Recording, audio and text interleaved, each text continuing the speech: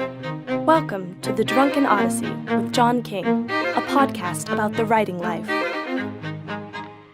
Tell us, oh muse, about a man whose mind and career has careened far and wide and upside down, whose computers are seared with crimes against grammar, whose typographical aggressions are legion, whose words flow into the very mouth of time, and more than a few bottles. A man who actually owns a typewriter, and perhaps even a soul.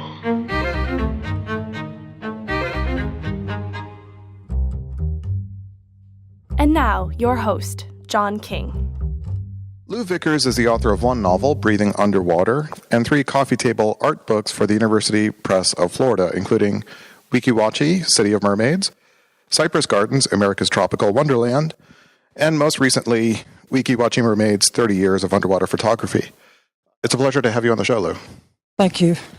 So your novel, I want to start there because I think you really captured what Florida is like to someone who actually lives in Florida. There's a lot of important writing about Florida by important writers, most of whom aren't bred here. But you're a Florida native. Yeah, I am. I grew up in Chattahoochee, which is actually on the border of Georgia. It kind of was in almost in 2 states, but it's really Florida. And it's where the Florida State Mental Hospital is. That's its claim to fame. Which plays a very important part in your novel. Yes. So can you talk a little bit about what made you want to be a writer and how you learned about that in what I imagine is a fairly rural place? Well, my parents we did have books in the house, and my father read to us and took us out, and there was a lot of storytelling in the family. And of course, growing up in a town where there's a mental hospital is a story in itself. And so I grew up with that sort of, crazy versus normal kind of thing. And so I just was always making up stories about people and, and imagining other people's lives because of the hospital and people that were there, and they would walk around town and you'd kind of imagine, how did they end up here? And my father always encouraged me. I always knew I wanted to be a writer from when I was a little kid. It just came naturally to me. So I was lucky to have parents that encouraged that.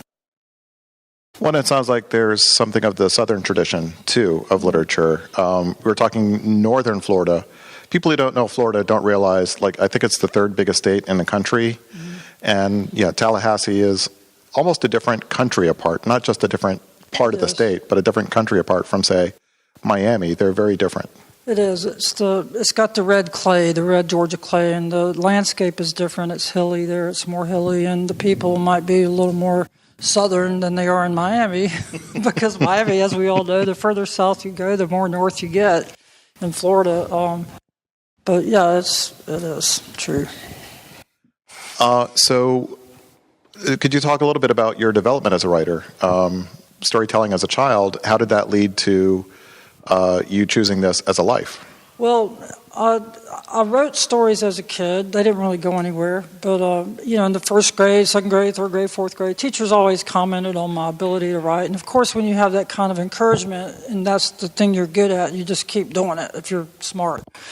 And then, my first story was an account that was an account of my fishing trip with the Boy Scouts. That my mom was the den mom. She took the Boy Scouts on a little fishing trip, and I wrote an account, and the little newspaper published it. And, I made up stuff, and, I just got a lot of positive reinforcement. And then when I grew older, I was interested in writers and writing. My dad encouraged me to he thought I might be a journalist, and he encouraged me in that way. And so then I just kind of, I went off and did a little bit of writing, in college, and I did some construction work in between. I did a lot of different things before finishing my bachelor's degree and then my master's and all that, and creative writing, PhD and all that. One, maybe that journalism background led to some of the University Press of Florida books. Right. It's possible. When I was at FSU, I had an amazing professor named Jerome Stern, and he he encouraged some writers to work for the Florida Flambeau at the time. It was a newspaper, and it was a student-run newspaper, and he encouraged me to go down there and do that as a writer, to have these deadlines, like daily deadlines, like hourly deadlines sometimes. And so I did do that, and I think it might have played a role. I actually got into the whole writing of Florida books because I was doing research for a novel that I planned to write. I had started it, and I'd never been to Weeki Wachee, and it was about a mermaid, so I thought I'd better come down here and see what's going on. And then when I did come, I met a group of older mermaids who were performing. And when I met them, I knew I had to write about them. They were just so interesting. So that's how I got into the whole Florida history. And so the story just called to you. It did. And the mermaid thing, too, because being a kid, my parents didn't have a lot of money, and they would take us on little jaunts.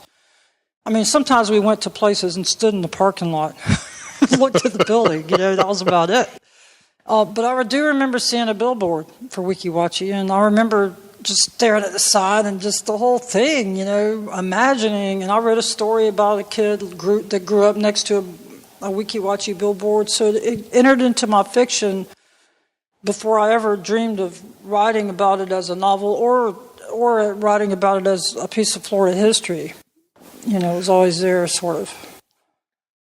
Well, and there's something really deeply imaginative and creative about these sort of roadside attractions that had to create something, in a lot of cases, out of nothing. This wasn't quite nothing. This was an incredible spring, but nevertheless, it was not a tourist destination. Mm-hmm. No, it wasn't really. I mean, for a while, it was, not initially it wasn't, but it did become that when ABC bought it and kind of launched it out into the big, huge world with Don Knotts and all those guys. And but I never made it here as a kid. And, we would go to places like the Snakeatorium near Panama City. Panama City was our vacation of choice, not that my mom... we would go and stay in the cheapest hotels possible and swim at the beach and, do all that. But, yeah. So let's talk about Breathing Underwater, which, it's autobiographical, but not a memoir. Mm-hmm. But I think, it captured some of the frustration and the glory of Florida in the imagined 60s and 70s, because so many people came down because it was this paradise, and it's not exactly paradise if you live here. Right.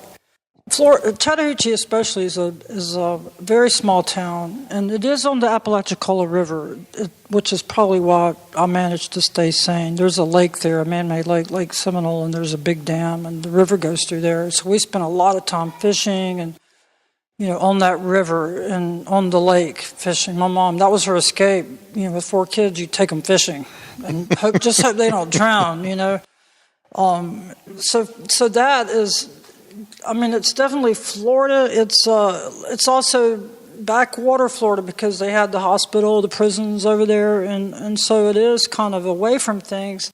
And I don't know, I guess my interest in Florida attractions, it came not just from driving around Florida with my parents, but my mom would help us with our little school projects, and she would always send off, like if we did something, she would send off for brochures. And so we would have all these attraction brochures to look at, and I remember looking at them and just like, wow, these things that are out there. It was really intriguing to me as a kid. I used to collect them. Yeah, when you stay in a hotel, and you're like, oh my God, look at all these brochures. Yeah. And it didn't occur to you, these are just ads to get you through the door to buy a ticket, but you're like, oh my God, they're pictures, these are places. Yeah, and the copy on them is so dramatic, the mysterious, black catfish or whatever it was, those kind of things. I never got to the Mystery Funhouse. Yeah, me either. That's a disappointment. But, so... when did you start writing Breathing Underwater? Is that the mermaid book, or is that a separate project? Everybody asks me if that's they get confused because of the title, obviously. Breathing Underwater is kind of a reference to... the mermaid shows up as an image. There is a mermaid in the book. There's a reference to it, and the kid's mad because the mom gets to go, and she doesn't. But it's more of a reference to how I felt growing up in a really small town. and not always feeling like I fit in at times. I felt like I was breathing underwater sometimes, and that's really and to the humidity. It's kind of a reference to all of those things, including the mermaid. It is. And that was the first appearance. But, when I was writing that, I was in graduate school, and I wanted to write a novel, but I had never written a novel. I'd only written short stories. And so I started writing it as little memories that I had, little short pieces. I originally thought I would have these little 250-word stories, and I would just turn the computer on, turn the monitor off, and type. And just do it like that, not worry about fixing everything up. And I sent it out. Some publishers liked it and thought the writing was good. And then finally, a person said, it's not as coherent as it should be if you want to sell it. So you're going to have to connect the dots and make it more like a novel. And I did. And eventually it got picked up by Allison Books. So how did you connect those dots? What was that process like? I actually worked with Carol Hawk Smith was an editor at Norton, kind of legendary, and she was really nice. She wrote me a nice long letter about the book, and she gave me a hint about connecting chapter to chapter. If this happened in that chapter, you might bring it back in another. Because the way I had written it, the pieces were almost discrete pieces, and my vision was you could open the book at any point and start, be happy. I originally called it Snap, like snapshots, and so I had to go back and realize that no one's going to buy this experimental book of snapshots, and so I don't feel like I gave up much. I don't know how coherent it is now, but I did make it flow better. I did, so I think I did. Well, it doesn't work in the way of traditional plots in that. Well, I'm not even sure that's right, but a traditional plot is conflict. Okay, how do we resolve the conflict? And it's like, okay, we're going to hand you the conflict, and then you have, 5, 10, 15 pages to resolve that conflict. Or if it's a novel, like, okay, there's one big conflict. And so your book doesn't necessarily work that way. And of course, the biggest conflict, there's no solving that conflict. A mother who is just not going to be able to settle down and live the rather confining role that, yes, partly she gave herself, but she just wasn't able to live up to. Right. So in some ways, I don't think you could tell that story in the most classic realist way, where you go, conflict and then resolution, conflict, resolution. There's in a small way, there's that going on in chapters, but what seems to drive the book is the experience of the narrator. Right, it is. It's growing up with a parent who has issues and who really, everything is focused around that parent. And a lot of people told me they saw themselves in that or whatever because of my mother was like that. She was probably manic depressive or whatever, and I think most mothers in the 60s and 70s were. They were all like, what happened? More or less, but I think. Well, what happened? A lot of times she had 4 kids, and I think there were some in between that miscarried, So the point is that she was a very creative person who was kind of trapped in this little spot. And, her way out was to, fantasize about going and doing other things and then eventually doing that on her own, And it's kind of, too, because it is a coming out book, too. It's the mother-daughter thing, and it's all tied in. It's just kind of a meditation on the mother-daughter relationship. Really, that's pretty much what it's about. Well, and it's one of those books I fell into where on the first page, I just bought all in. There are some books where it's, frankly, some books I never get there. Some books, it's like it takes a chapter or two. Right. Michael Chabon's detective novel, it took me 100 pages, and after that, I fell in love with the book. But yours happened the way it's supposed to be, which is page 1, I'm all in. Maybe we should pause here, because I'd like her to read that. Paragraph. Yeah, it kind of sums up Florida right here. It kind of sums this book up. Okay, what Mama wanted in life was to cruise around Florida like a Yankee tourist in a Cadillac convertible, Jimmy Dolan at the wheel. She wanted to wear dark sunglasses and drape a parrot green scarf over her shoulders to set off her red hair. She wanted to wear a short linen sundress stamped all over with pink flamingos. She wanted Monkey Jungle and Cypress Gardens, Weeki Wachee and Silver Springs. She wanted to be Miss Florida, to smile and wave a dreamy hand from her throne on a float made entirely of pink and white carnations. But Sissy Gardner walked away with Miss Chattahoochee title and along with it all of Mama's dreams. Yeah, and so that's not the beginning of the kind of you must sink to Bismarck kind of a plot. That's an overture for what we're going to call a meditation. Yeah. So how long did it take you to write this novel? Well, it took me my entire life to have all those experiences. And that is the correct answer. I wouldn't say, I think during grad school I cranked it out, but then like I said, I sent it out on my own and then I got publishers to read it without an agent. They were happy to read it and were delighted with the writing, but then I finally decided I'm not going to be able to publish it, and so I put it away for a while, and then one day I thought maybe it's going to be a young adult novel. And then I found an agent who said, I want to take it, but it's not a young adult novel. I would disagree with that, really. And she ended up getting it accepted at Allison. Well, I've talked to Francesca Lia Block about this, and she's one of the most famous young adult authors, and to her it's arbitrary. Yeah. She's happy for her YA audience, but some of her books are labeled YA, and she's like, that's not the way I imagined them. There's a lot of literature out there that can appeal to lots of people. And I think that's one of the problems with that label is, it sort of arbitrarily separates an audience. Yeah, there's a monsoon outside, but we're inside. There's a peacock running across the lawn. Awesome. We're just happy to be indoors here at Weeki Wachee because it's been awfully hot outside. The Mermaid shows are wonderfully air-conditioned. Drew, our cinematographer, Drew Perlmutter, nearly died when we were filming the Mermaids going down the tube in this air-conditioned room, not air-conditioned room, steamy room where they enter the spring. Okay, but we should probably get back on topic. Yeah. Well, how long was the process of revising the book and connecting those dots after you had your manuscript where you envisioned them as vignettes? Well, what I did is I had this. I'll back up a little bit. I sent it out to some agents, and I was on vacation. When I came home, there was a phone call from this woman in New York. She wanted me to call her, so I did. And the very first thing she told me was, "This should be a memoir." And I said, "Well, that would mean rewriting the entire book."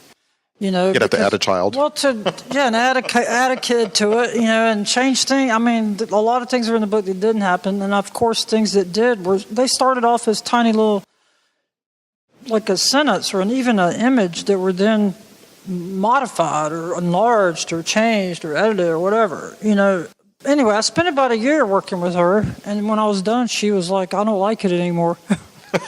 And so I think that's when I threw it in the drawer and said, "I'm done." Of course, I was on to other stuff. I was working on my other book by then. I had been working on other projects. It wasn't like I was just sitting there trying to get that book published. I had been working on the other book, and even during that time, the beginnings of other things. And then I let it sit for a while and then got the agent, and she was happy with it and sent it out. And it was pretty fast. Allison wanted it. So who are your literary heroes? Well, I love Toni Morrison. Zora Neale Hurston is one of my favorite writers. I don't think you can be a Florida writer and not love. You can't be a Florida writer and not like Zora Neale Hurston, I read so much. It's hard for me to. Jane Ann Phillips. There are a lot of writers that I read a long time ago that appealed to me then, and the people that still appeal to me. I like Swamplandia. That book was fabulous, and all these. I love a lot of books. I'll read a lot of books. In a minute, I might remember one that jumped out at me more recently. But Hattie, the 12 Tribes of Hattie, which I've been reading, is really good. That kind of writing. Edward Jones. his stories, his collection of stories from D.C. is really good.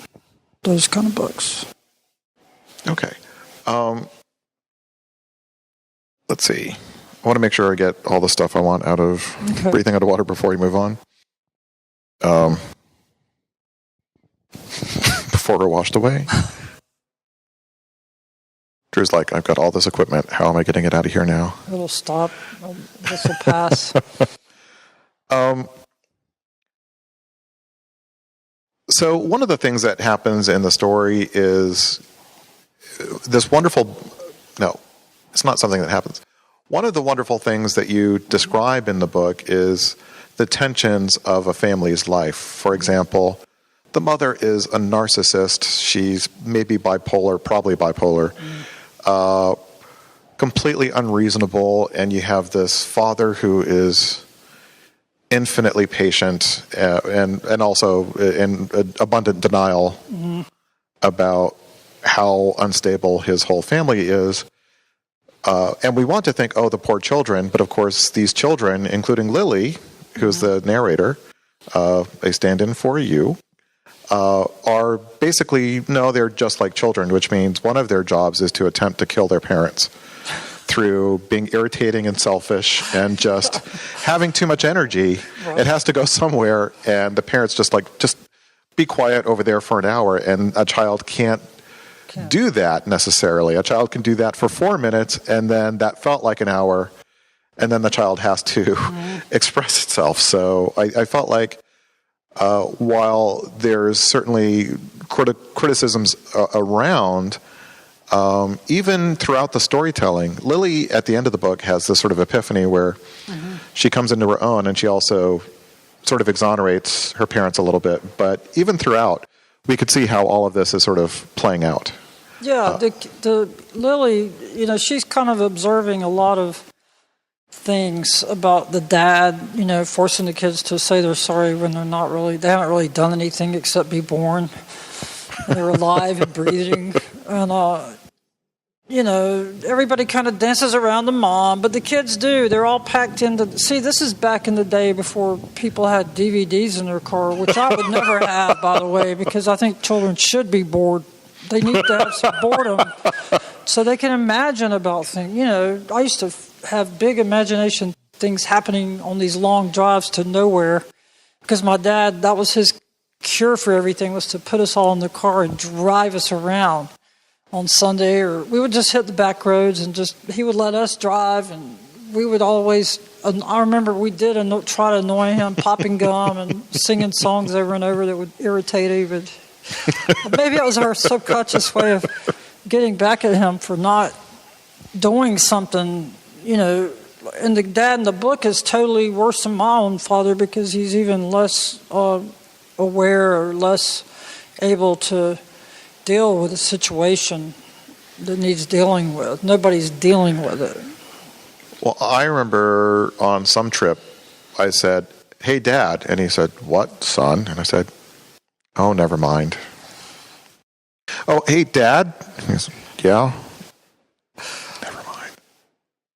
Dad, and my dad actually had a temper. I don't know why I felt compelled to test him until he would have, threatened my life, even though he would have killed for me, he would have died for me, but also he probably would have killed me under the right circumstances. Yeah. I think my parents felt the same way. Let's drown them. In fact, that's part of that's in the story, because the daughter, in the story, Lily thinks the mom let her drown, and that goes through the whole book because the drowning, she perceives that her mom's waiting, and I actually did have some stuff in there later. I took it out, but I had a reconciliation scene. I took it out. I thought it's best to let it sort of, you don't know exactly what was going through anybody's mind. Lily winds up in the deep end of a pool, and the mother pauses before going in there. It's the lake. It's the lake. Where we were, and it's the lake where we swim. And in fact, my mom actually did try to save a child one time, even though she couldn't swim. She did, and that was one of her claims to fame, was that she tried to save a drowning child. even though she couldn't swim. I just thought it'd be, and I remember there was a dentist we knew in Chattahoochee who did water ski on that lake, and he apparently came home and said he got caught in a net of snakes. And the net of snakes appears because I thought Lily's thinking, oh my God, I'm going to get caught in a net of snakes when she's going under. And, the time too, nobody knows how long that lasted. It just felt like a long time to her. I imagine if you were drowning or thought you were, it would seem a long time. 5 seconds is a very long time. If you Unless think you're a mermaid, dying. like these Unless you're a mermaid. Here.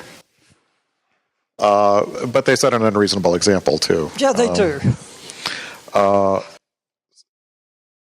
There's a passage where Lily, when she's quite young, she has a crush on one of her friends. Mm-hmm. And they, like many children, sort of experiment with role-playing and sexuality, except Lily actually is a lesbian, quite young. She doesn't quite know what all of that's about, and it being back in the day, no one was going to explain that. No. Nowadays, on 3 o'clock in the afternoon on TV, you could have it explained to you, but back then, no, lynching is like one of the possibilities for getting that out in the open.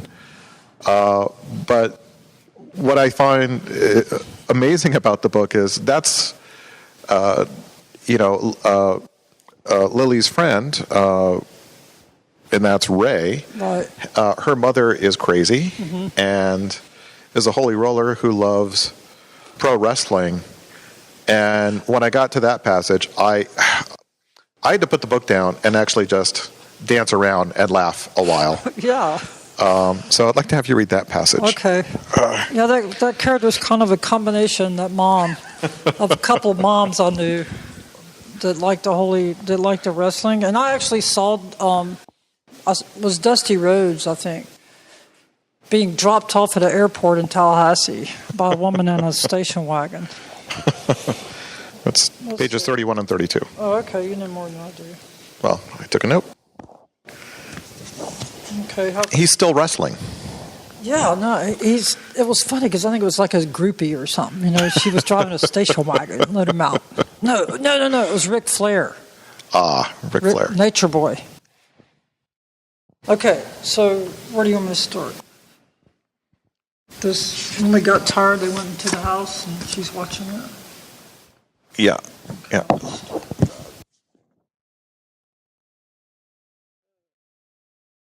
When she got tired, they're outside letting the horse walk over them. When she got tired of letting the horse stroll over her, we went into the house for jelly jars of ice water.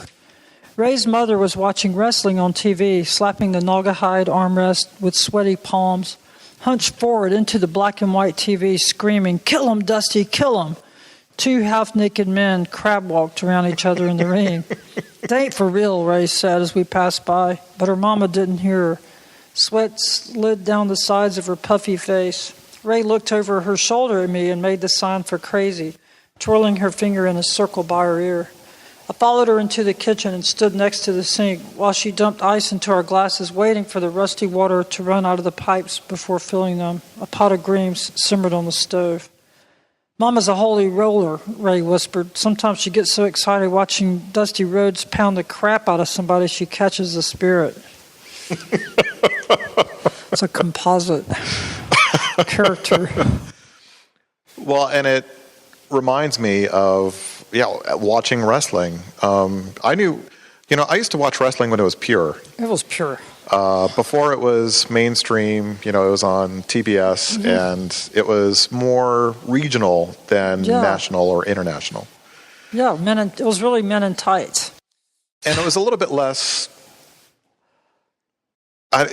the characters were human. They were caricatures, but they were actually caricatures of real human people. Right. And not like, I don't know, we're the demons of the underworld. Like that seems to be half of...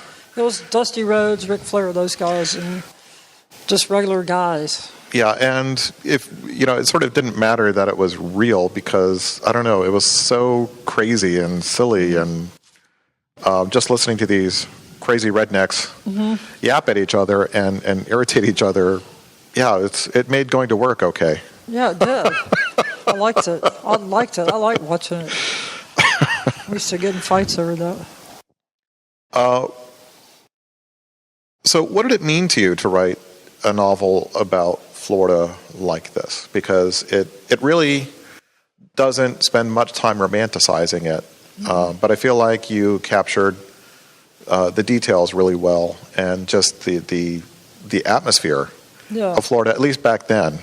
I think it's your regular, I guess, working class family living in Florida, and what do they do for vacation, or how do they, really, what do we do? We go for rides, we go swim in a lake, we see all these exciting things, but we can't always afford to go to them, and so it's kind of, for me, it was like kind of capturing my own experience. And a lot of my stories they're all set in Florida pretty much, and just this sense of being in a state where you see all these things, they're constantly around you. Even if you live in North Florida, you hear about them, and I was thinking before I came back, my parents, they never took us to Disney World. Of course, we were older by then, but I don't think my mom would have ever gone to Disney World. It just wasn't her thing, that kind of stuff. She wanted to do other, like fishing, or she would have done Weeki Wachee, I think, if she had lived, she would have done that. But yeah, it's just the way natives experience the state, they live in. They are here, you're here. So, humidity. It's one of my favorite things, actually, about Florida, is the humidity. You're making Drew nervous. I love it. And so it sounds like while you were struggling to get this novel published, that you were involved in the books that would lead to the university press books. Well, I wasn't yet. Because the actually Breathing Underwater and Weeki Wachee City Mermaids came out in the same year. And the deal is I had been working on the mermaid novel, which is called Natural History of a Mermaid. I still haven't completely... I've finished it, but I have to edit it. But I keep getting distracted by these other things. And I swear I'm going to get back to fiction soon. But I had been working on that other novel really much longer than I even can imagine, because I had read a little newspaper clipping about a woman at Wakulla Springs who, in 1850, there was a newspaper clipping. She had gone out over the spring at Wakulla and seen a mastodon bone. And I thought, man, that'd be a good character to write about. And then I discovered that Newt Perry, the guy that founded Weeki Wachee, had a Wakulla connection. He was at Wakulla. He was at Silver Springs, then he was at Wakulla. So then you had this natural connection of him being up there, kind of finessing some of his techniques. And so I was working on that and coming down here to do research. And I had a lot of little things. I was writing essays and stuff too at the time. A lot of different stuff. So how did you approach those books? The Weeki Wachee people? Yeah. I came down here and I saw the former Mermaids. And the first two people I met were Mary Darlington Fletcher and her brother Ed, better known as Ed the Great. And he was a merman from 1947. They were two of the very first people that swam at Weeki Wachee. And when I met them, it was all over. I mean, I just knew I had to write an article about them, and that just snowballed into the book. And what I did is Mary said, come down in 2 weeks. We'll be here again, and you can interview everybody. And so that's how it got started. I came down, and Mary introduced me to people, and I went to some shows and made a few more trips down and just started writing. Went through some microfilm. All of it. Well, and I think because so many things in Florida are so new and disposable, that this place is pretty special. It is. It's special because it's deeply rooted in Florida, because you have to think about Newt Perry. He came to Florida in the 1900s, like 1908 or something like that, but he was working at Silver Springs, when he was over there in the 20s. There's pictures from 1928 of his sisters underwater. This man lived underwater pretty much. They called him Mr. Underwater. He was famous for that. And so he was doing things over there. That's a great superhero name. Yeah, it is. And the difference, you can't see this because you weren't here then, and I saw it a little bit when I was a teenager. The springs used to be crystal clear. Like, the clarity of the water was amazing. Like, and filmmakers, the newsreel companies and stuff, were real interested in filming underwater. And so Newt kind of was he was a guy they went to. He was the go-to person. And so he did it at Silver Springs. When he went to Wakulla, he did it up there. You know, he was friends with Johnny Weissmuller before Johnny Weissmuller was Tarzan. So he had all these connections. And again, this filming underwater was a big thing. And so he kind of just pushed it to the limit by sinking a theater in a spring. He did. That's how it got started. And so it was a really popular destination pretty much until Mickey Mouse. Right. And Bonnie could tell you, Bonnie Georgiades, who worked with me on both books, really, but she's my co-author on the second Weeki Wachee book, said they used to do 9 shows a day and would have to turn people away. I mean, in the beginning, they had to flag people down, you know, to get them in, because it was almost like a dirt road out there, I think, and there wasn't a lot of traffic on that road. Now you see it; it's pretty congested. But back then, it was not. They would stand on the side of the road, and the shows were real different because they didn't have speakers in the spring. They didn't have music, so they didn't. They just would go underwater and perform, and it was like watching people on the moon or something. To the audience, scuba hadn't really been popularized; it was just being invented here, you know. So watching these women do their thing underwater was crazy. It's still pretty crazy. It's still, yeah. If you have to try it. Bonnie said the only people that could really understand are divers, what they're doing, because they're literally probably 15 or 20 feet underwater, doing very strenuous things, and the current is constantly pushing them, and they manage to do all their acrobatics and make their faces look pretty. My son and I both, you know, we try to do this at Wakulla. We take pictures underwater all the time. We're trying to, you know, look good and normal, but we can't do it. It's just impossible to look like you're okay and you're comfortable. It's amazing. It really is. But it seems like they're making a little bit of a resurgence. Partly it became part of the state park system. Yeah, they had some bad times. Partly after ABC owned it, which was their heyday. ABC owned it. They owned Silver Springs, and they obviously gave them a lot of publicity. And they had like underwater world premiere of that film, Mr. Limpet, with Don Knotts. You know, Elvis came. You know, it was a big deal. And then things started when Disney happened. It didn't just kill Weeki Wachee. It killed a lot of places, little mom and pop places too. But yeah, it definitely affected Weeki Wachee. And now I think it is making a resurgence because I think people do like to be still and be entertained by human beings and real human beings doing something beautiful. It's pretty amazing. I think it's a very appealing thing to see. Well, on the water, I don't know, when the curtain goes up and you're like, okay, I'm going to be impressed. It's like, oh, I really am impressed. Yeah. Almost any time anyone tells me I'm going to be impressed, partly I have this built-in resistance. Yeah. Well, I mean, if you had seen the former Mermaids, what they call the Tales of Yesteryear, or they had a show called The Tales of Yesteryear. The former Mermaids, I think the oldest one at one point was like in her late 70s. And that's impressive to see. I think Dottie, before she quit, I think she was almost 80 years old. And to see these women who, when they came back to Weeki Wachee to do this show, they had to be certified in diving, and they also had to learn, some of them had to learn how to go through the tube that goes under the theater. It goes down 15 or so feet and then 50 or so feet out into the water. I'm not sure exactly how long it is. They had to learn how to do that. And so can you imagine being 70 years old and having to figure that out? It looked pretty violent from where we were when we got to watch it.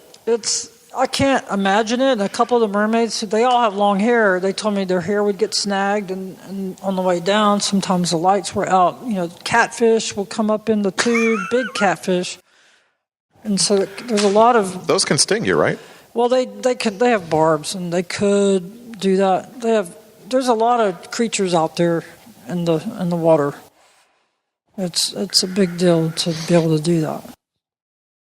So you've written 2 Weeki Wachee books and one about Cypress Gardens. Yeah. Have you found that rewarding? It seems like you've come back to that, the Florida parks of yesterday. I mean, Cypress Gardens owned now by Legoland, and they haven't dismantled everything. Although the water show isn't there. Well, they didn't, and no, I think they have a new water show. Yeah, they modified it. But that was kind of nice that they didn't. Yeah, I don't know. I'd finished Weeki Wachee, and then I'm like, hey, nobody did Cypress Gardens, and Dick Pope had a massive amount of material. He had like 10 photographers at one time. I mean, he had people photographing. He was a crazy guy, but he was an amazing advertiser, really. He did a lot of stuff and had a major archive of photographic film, everything. And so I decided to do that because it was gone by the time I decided to do it. It had closed. And so I went down, and by the time I finished the book, and then Lego bought it. So my editor said, you're not done. So I had to go back down, and I talked to those guys, and they own parks in Europe. A lot of their parks they own have gardens. So they're not strangers to the whole garden thing. That was a twist, though, I wasn't expecting and we're going to try and protect, like, part of what was cool before us. Yeah. Well, the public trust had the land, I'm not sure exactly what it's called, the public trust had already bought that portion that they considered culturally significant, and so that was preserved. And I think the Esther Williams pool is preserved. She did a film, Easy to Love, and they built that pool for her.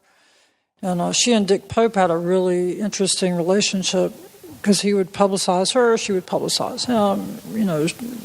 Whenever the newspapers were all over it down there. There were whole issues devoted to the film, whole newspapers.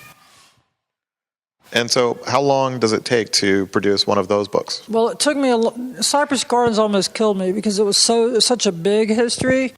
Such a long history. I think I wrote that book too long, but I was probably too meticulous about it. But it took a long time, and there was so much there. I was exhausted when I was done, and I can't even tell you how long. Probably a couple of years, from the beginning to the end, at least, maybe a little bit longer. And it just almost killed me. And so then I thought, well, I do kind of want to do another one. I kind of want to do just photos. It's kind of a break. Like, let's just have photos. Bonnie, write an essay. Let's do this. And the press went for it because the photos are cool. The underwater pictures of mermaids. And, it's cool. And I am working on a new book on a Florida park. It's Paradise Park, which was owned by Silver Springs. Which I haven't even heard of that one. All right, you stumped me. Yeah, you haven't heard of it because it's in rubble and it's not talked about except within the African American community, and I was interested in doing something on Silver Springs, and I realized that's just too huge for me. I just didn't want to do a huge thing like that. I just, no, don't let me do it. And so Paradise appealed to me, but a woman was actually working on a project, but she just hadn't really completed it. So I didn't want to scoop her or anything, so I called her, and she had called me before, but I was really too busy at the time to even have a conversation. But I decided I didn't want that project. I didn't want that project to just go away, and I realized she had kind of stalled on it. So I called her, and we agreed to work together. And I'm writing, the book, obviously, and she's helping me, and we're doing it together. So. But it's not in Silver Springs history. They don't talk about it. And that's what fascinated her about it, Cynthia Wilson Graham, is that she saw a picture of these African Americans on a glass-bottom boat. And it's like, where's that at? Oh, that's right here in Ocala. Because Silver Springs owned it, and they would send their glass-bottom boats down to take their colored, as they called them then. It was Paradise Park for color people. That's what it was called. I was speaking to a man whose family ran the park, and most of the family members worked at Paradise Park, and he did. He was a lifeguard, And it's in Ocala, right? Well, that's where Newt Perry first came to Florida. And he taught all the Paradise Park lifeguards how to become lifeguards. This guy told me Newt Perry taught all of them. I was just so surprised to know that. It seems like Newt Perry had a hand in everything that happened within I can't get away 40-mile radius. I can't get away from Newt Perry. What I discovered about these parks is a lot of the people are connected. Rico Browning worked at Silver Springs. He worked at Weeki Wachee. Then he became Creature from the Black Lagoon. Ginger Stanley, she worked at Weeki Wachee. Then she went to Silver Springs. And Here, let me take that book from you. It was a small world back then. So a lot of the parks, the people that worked at the parks knew each other. If you start talking to them, they all knew each other. Ross Allen at Silver Springs was really good friends with Newt Perry, and he was good friends with Ginger and Stanley and all these different people. So they all were connected.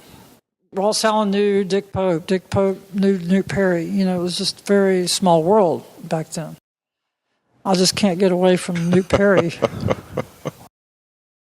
So it sounds like the appeal of these books that aren't your fiction is in the detective work. Some of that is true. It's detective work, and it's also talking to people who's... Okay, the reason I was willing to get back into Paradise Park was it's very compelling to me because it's part of history that's not recorded, and the people that were there are all going to pass away. Some of them are 83, 84. In fact, Cynthia had interviewed some people that have already passed away, and I just didn't want to see these stories go away without finding out, like I did from Henry Jones, that Newt Perry trained all those lifeguards how to swim, and there's no photographs of them with him because it was segregation, or the fact that all the boat drivers at Silver Springs are African American, but they couldn't use the bathrooms there, at Silver Springs, they worked there, but they couldn't. Those kind of things are compelling to me. And the boat drivers there's one guy's in it, he's 81 and he's still driving a boat for 57, 55 years. So those stories will go away if we don't catch them. So that's why I'm doing it. But some stories are better than others. But you find the right story and you're like, I got to tell the story. Exactly. There's stories are going away all the time. But yeah, to find out this story and to listen to these voices that have not been heard, and that's how I envision that book being really more than... A lot of my books are almost oral histories because they do have a lot of interviews, and this is going to be even more so oral history book. Well, it sounds like a really exciting project. Yeah, it is. It's fun. And it sounds like a pretty challenging one. It's challenging because there's not a lot of coverage in the newspapers back then. Of course, we had Google Archive, and you can go to newspaper archives and you can look at microfilm, but there wasn't a lot of coverage. Like for example, Cypress Gardens, Dick Pope kept every article that was ever written about Cypress Gardens, and he had his own crew documenting. And Weeki Wachee, there were a lot of articles.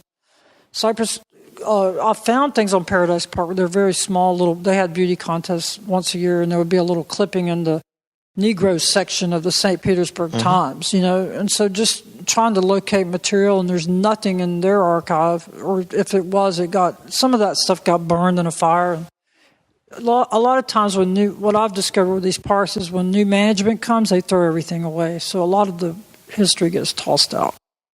But yeah, it's difficult because just trying to find people to talk to. The people who have the stories. The ones that have the stories. So I guess there's a connection to fiction in that we're trying to figure out what motivates people and who are they really. But it's a different challenge when the people are real and you have to respect that. Oh yeah, I have to respect that, and I try to respect that. And even with the Mermaids, I was very careful to how I wrote things. And Cypress Gardens, how it's hard. You're talking about Southern Belles or something, and it's kind of I'm not really keen on that Southern Belle stuff, but the way they saw it a little differently, and they considered them like flowers, because the story goes that's how they originated. There was a freeze, and Julie Pope put a woman in a Southern Belle dress and had her go sit on the grass. of course, it was probably more A plausible story. Well, it's plausible. It's probably not all the way true. I think Dick Pope made up a lot of stuff. But I try to respect what people are doing, where they're at, and people are honest with me most of the time about everything, pretty much. People like to have their voices heard. So, what are your writing habits? Well, right now I'm baking in my head because I haven't had a huge amount of time to write, and I do a massive amount of research, as much as I possibly can, and just let it percolate in my head. That's what you call pre-writing. Exactly. So right now I've been researching about black vacations and all these different spots in the United States where African Americans could go. I've been watching documentaries, I've been reading, finding newspapers, looking at old ebony magazines and looking at stuff. And so right now it's just kind of percolating in my head and how I'm going to approach writing. And then after doing interviews, and I start, even though I haven't typed all my transcripts, I start kind of remembering little things people said. And I imagine in my mind, like putting it next to a photo, what this guy said about being on a boat, or so I let it kind of percolate. And that could be called avoiding writing, too. Well, E.L. Doctorow has famously said, although I think he meant for fiction, do as little research as you can get away with. I'm not sure I agree with that, but yeah, he's trying to get people not to avoid the writing by just thinking they're doing work by adding research that maybe doesn't need to be there. Yeah. But for academics, I think you have to lean more in the direction of too much research than not enough. One of the mermaids, her name's Nancy Tribble Benda, but when I was working on Weeki Wachee, the first book, she was helpful, and she was one of the very first mermaids, probably the first. And she took me aside and said, "Lou, you need to stop doing research and start writing." She told me that. I remember that, and I think I'm going to keep that in mind for the. I think you should always follow the advice of mermaids. Yeah, you should. Well, what happens next, though, once the research stops? Do you write every day? Do you have a page? Well, I have a deadline, obviously, for this book, because I've signed a contract, so I have to get it done by March, So what's going to happen is when things start heating up, which they will soon, because summer's going to be over and I'm going to be teaching again, is basically I'm going to be on every weekend that comes, I will be writing. On the weekends, pretty much. Like my son, I have a 14-year-old. I have 3 kids, but my 14-year-old told me, because we were talking about me writing, and he goes, "Mom, I didn't even notice all the hard work you were doing." And I thought, well, that's good, because I didn't want my children to notice that I was working so hard. I'd have to spend time with my kids, too. So a lot of it's me working late at night, or, on the weekends when I'm away. I'll go away and they're with their other parent, and I'll be holed up, and I'll be writing working hard 12 hours a day, trying to write, So what advice do you give your students? I tell my students that they have to revise. That's the big thing, is writing, but, to go back and work on your sentences and think about what you're saying. Just think about the words you use. I get my students to use different words. They don't have big vocabularies all the time, I notice, because they don't read a lot anymore. And just the lack of a vocabulary inhibits them. And so we try to use exciting verbs, that kind of thing. So other advice you give your students? Well, I try to get them to think about their very first sentence. The very first sentence, because I tell them, if I weren't paid to have to read your stuff, you don't want me to. If it was voluntary. Well, like I tell them, you understand that I'm going to be reading a lot of papers. You don't want to bore me with the very first sentence. Really, you don't want to. You do not want to say, "As a child when I was growing up," in your very first sentence. And I make fun of those long-winded things they do sometimes. And they kind of laugh about it. But just nail me with a big, wonderful, great sentence, to start with. And a lot of times I find for my own self that if I come up with a really good opening sentence, that I can kind of keep that momentum. Keep it going, just keep it going. So I try to encourage them. There's kind of pressure to live up to that sentence. I had a story that started because students were irritating me by clearing their throat for a page and a half or 2 pages in a 4-page personal essay. And so I said, look, you need to start somewhere that's really starting. Right. I'm like, here, consider this sentence. I've just vomited inside my mother's coffin. That's a good one. And I actually wrote that as a story, but that was like, okay, that sentence, that story, that's a story that's begun. That's going somewhere. And I had to somehow try and live up to that. But, and I hope I have, but I wasn't warming up to get started. That was fully started. Yeah, my students tend to want to spin their wheels. They want to write their way. What I tell them, you're writing your way to the essay or to the story, and then you go back like Jerome Stern told me and get rid of the first 5 pages of your story, Lou. He would tell me that. He would pluck off pages, and you don't need this. Get rid of it. And well, I'm pretty good at trimming, but that rule, there's also the rule, cut off the last page, because students are looking for some more conclusive ending rather than the dramatic ending. Right. The worst version of this, I think, was Michael Mann's Last of the Mohicans, where Chingachgook, the Indian chieftain, who now no longer has a tribe because his son has died and they're all gone, he's the last of the Mohicans, and he gives this long speech about his people, and it just felt like it just felt like they were trying too hard to give the ending more gravitas than it already had, and it had plenty. Right.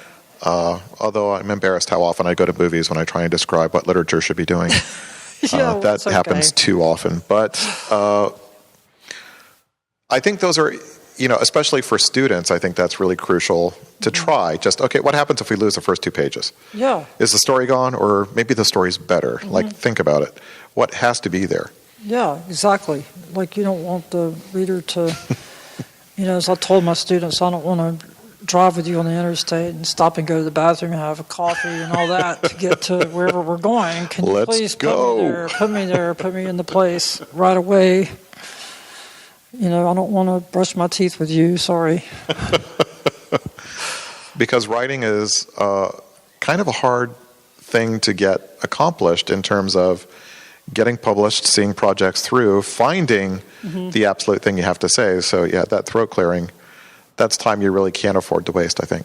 Right, it is, and I think a lot of young writers, especially in my creative writing class, another encouragement is to read as much as you can. And I had a kid tell me she liked to write poetry, but she didn't like to read it. It's like, well, who's going to read yours? And because I think they should be reading. Just reading. It's like a musician listening to music. You got to listen, you got to play, you got to read some. Even if you're not reading, I'm not necessarily meaning reading fiction, but just reading. Period. Read history, read about bees, read about prairie dogs. Read about something. And keep digging till you find something you like. Like someone who doesn't like poetry is someone who isn't looking. Exactly. They're not. I could say, I don't like that poetry, I don't like that poetry. I don't like most poetry even, but I don't like poetry means... You're not reading poetry. Which I guess is okay if you don't want to be a poet, but if you want to be a poet, that seems